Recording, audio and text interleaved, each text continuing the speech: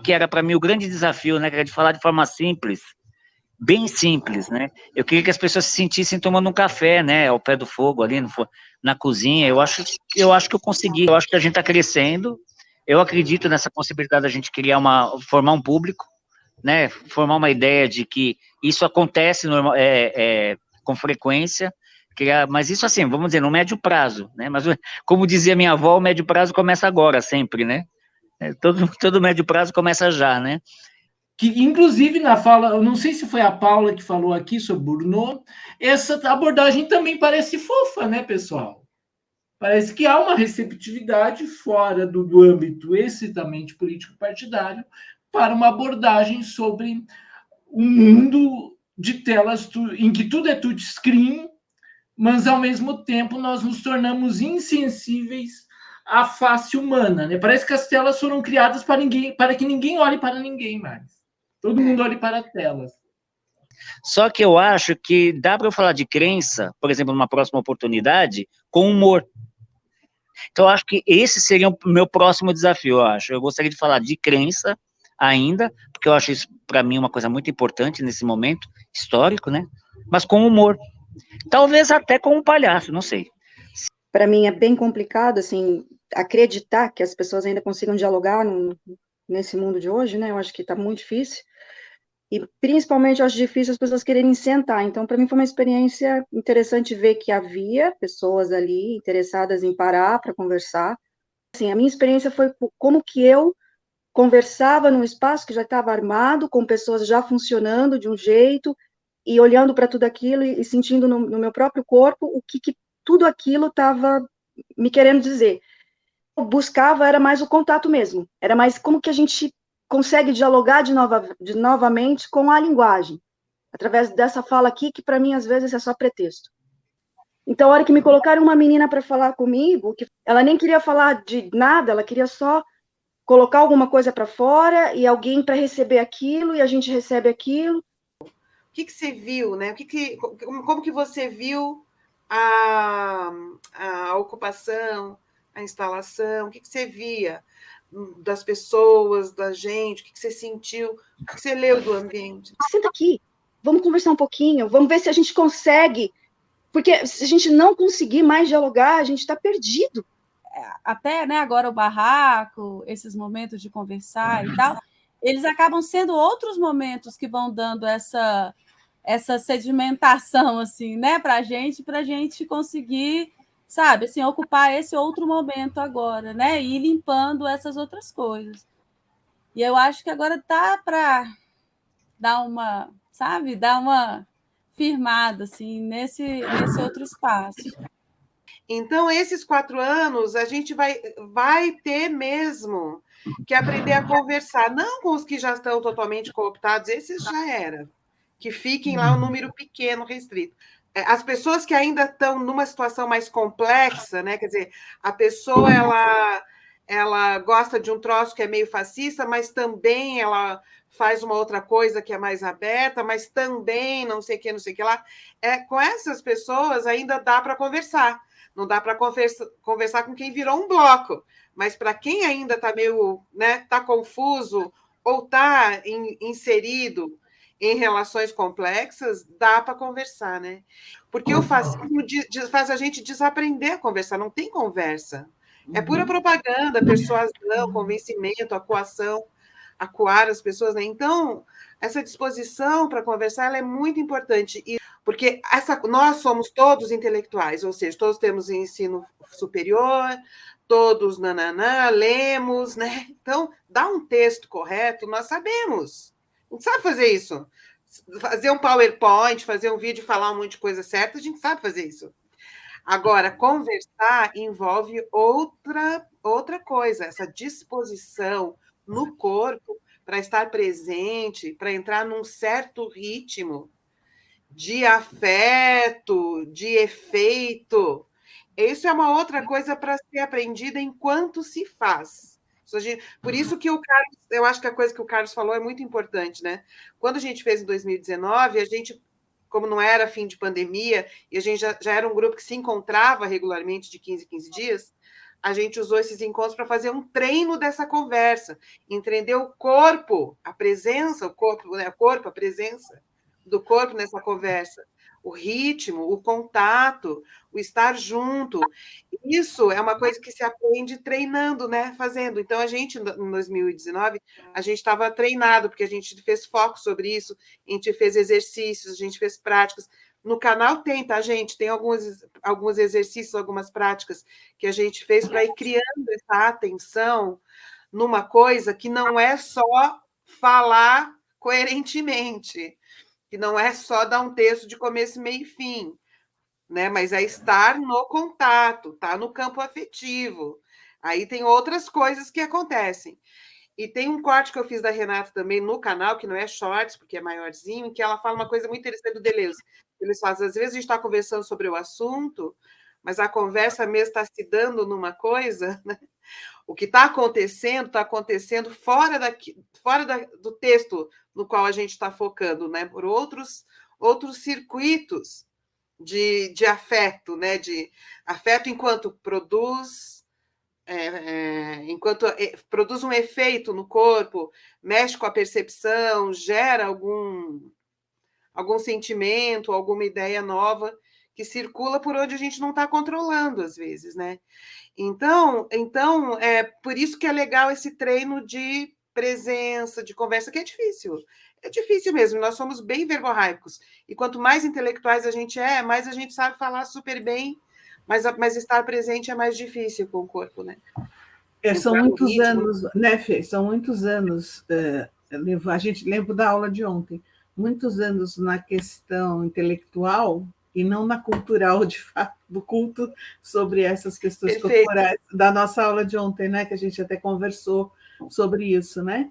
Que a gente tem que começar a conversar com aqueles que têm os bolsonaristas, mas tem aqueles que não são, e que foram levados, e que foram, né? Que tem gente que não é. E a gente vai ter esses anos aí, ou esses momentos, para a gente achar, não é coisas novas, mas é trazer um pouco do que a gente perdeu, vamos dizer, do diálogo. Tivemos uma ideia no encontro passado, para quem não estava no nosso último encontro.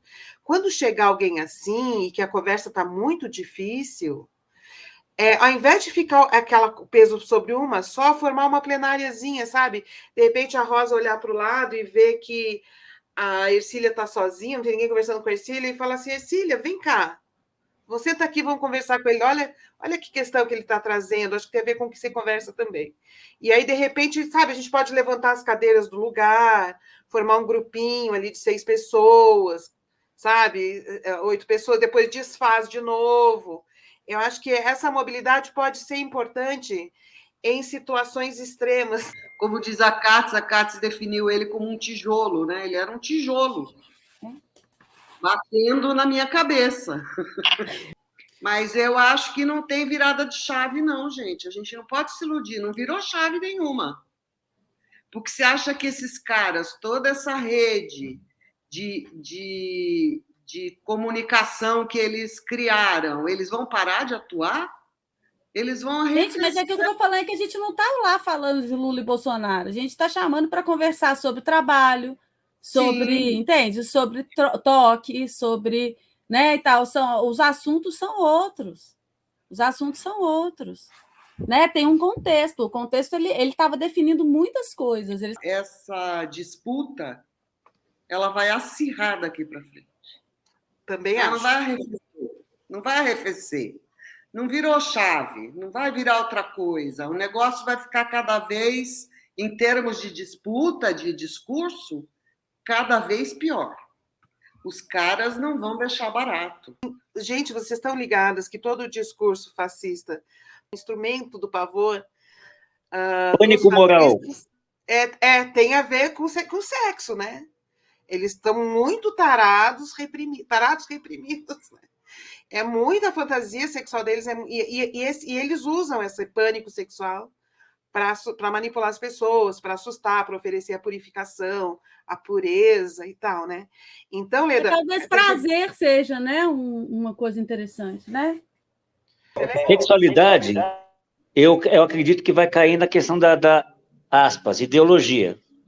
né? Que tá todo mundo aí se espavoneando, porque vai falar sobre aquele sexo mesmo, e não sobre necessariamente, que nem vai cair, que nem caiu comigo, né? Que eu quis propor uma coisa e caiu noutra, né?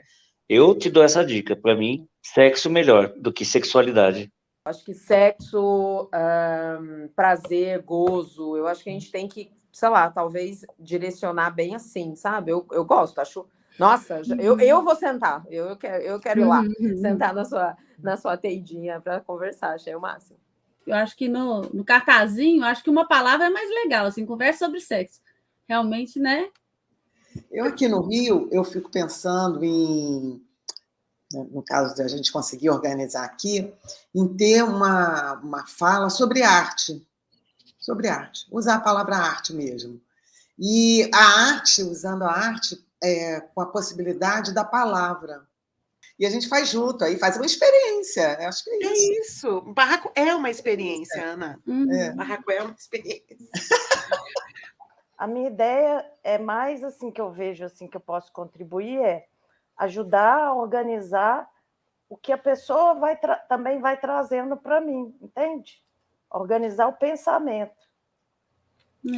Organização lógica mesmo, assim, sabe? Das coisas que todas as reuniões que a gente teve anteriores aqui da preparação do barraco, certo. A gente tenta falar, eu vou falar sobre. Porque falar sobre parece aula expositiva, né? Esse jeito tradicional, né, de fazer um discurso intelectual, né? Um discurso, né? A pessoa senta, você fala, né? Eu vou falar, né? Então, a gente está tentando sempre, quando for falar do barraco, a gente vai conversar sobre. E essa conversa, ela pode ir para caminhos que você não imagina como você propõe, né? Então, você também vai ser levada. Não é isso, acho que o propósito que eu estou entendendo é mais assim, da gente ter uma desculpa, um assunto, né? Para a gente poder conversar com as pessoas, para elas poderem falar também. Eu fui para a rua e aqui no Rio, né? E eu fiz uma plaquinha que eu ficava segurando, não colei no corpo, mas eu ficava segurando. Fui para a Estação Glória e fui para o centro da cidade, lá perto do Largo da Carioca. E eu coloquei assim, vamos conversar? Botava interrogação. Vamos conversar? Tiveram pessoas que chegaram perto de mim e perguntou, vamos conversar o quê? O que você quiser. Quer conversar sobre alguma coisa? O que você quer conversar?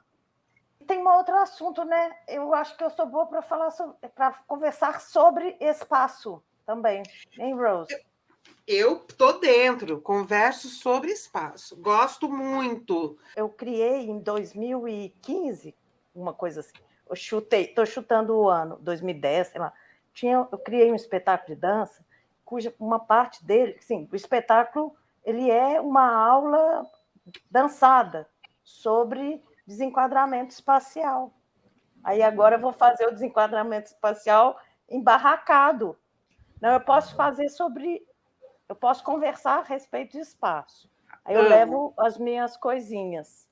Para mim, sabe, as pessoas vão geralmente trazer uma história de verdade, de uma coisa que elas estão vivendo e que tem a ver. Daí, com isso, você vai desenvolvendo o conceito ali na vida delas, né?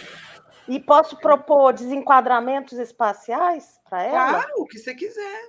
Que eu acho que está válido também. Acho que o barraco é para a gente experimentar formas de mobilizar conversas, né? Então tá ok também. E olha, e essa questão do espaço, eu acho ela muito bonita nesse momento também, porque quando a gente pensa que o espaço ele é a priori, né, e ele está pronto, a gente vai lá só e ocupa, ele não muda, não existe uma coisa chamada esperança nessa perspectiva de pensamento. Quando você começa a pensar o espaço-tempo, né? No tempo, a gente consegue se sentir constituído de uma abertura, assim, que tem esperança, sabe? Que se o espaço muda. As coisas que eu estou pesquisando, né? Tem muito a ver com uma concepção de colaboração, né? Essa coisa assim, você priorizar a simbiogênese, né? Os processos de colaboração ao invés da luta pela sobrevivência, talvez colaboração, pensei em alguma coisa assim, ainda não sei. Porque isso abre uma oportunidade para se pensar a questão do comum, né? Sim, Da sim. comunidade. Porque a gente já conversou aqui, eu acho bom ter, né, vamos encerrar a reunião com essa ideia, que a gente não é só gente caridosa fazendo bem para os outros no barraco. Nós também precisamos aprender a conversar.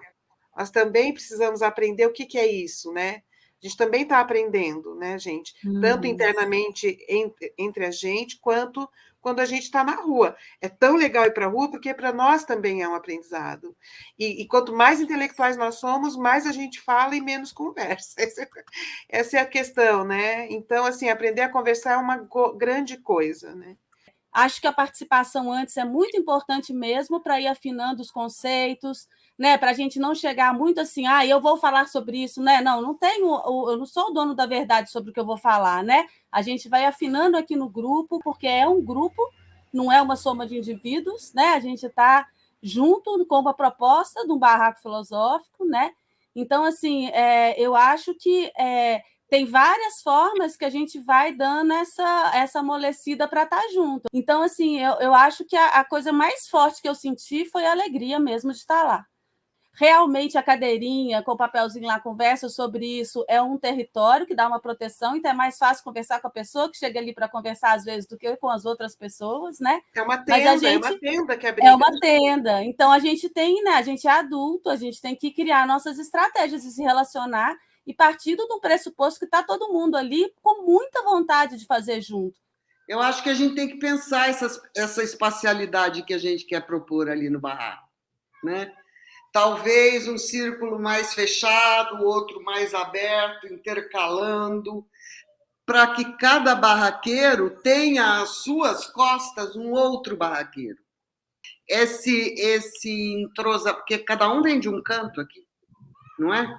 Então, acho que essa perspectiva de conexão, ela foi criada nos nossos encontros aqui.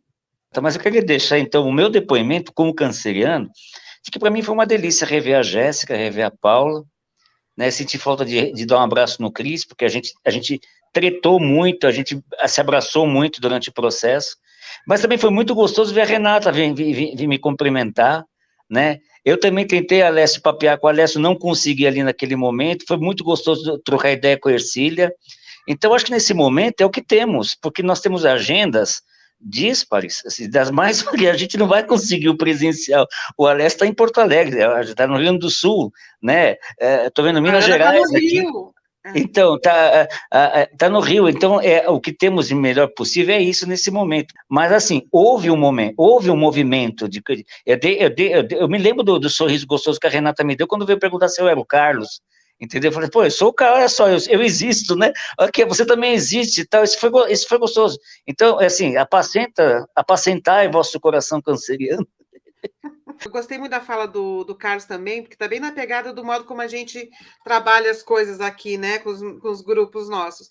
Que a fala é sempre um vetor para o futuro e não para um teria sido, sabe? Para uma falta, sabe, Ana?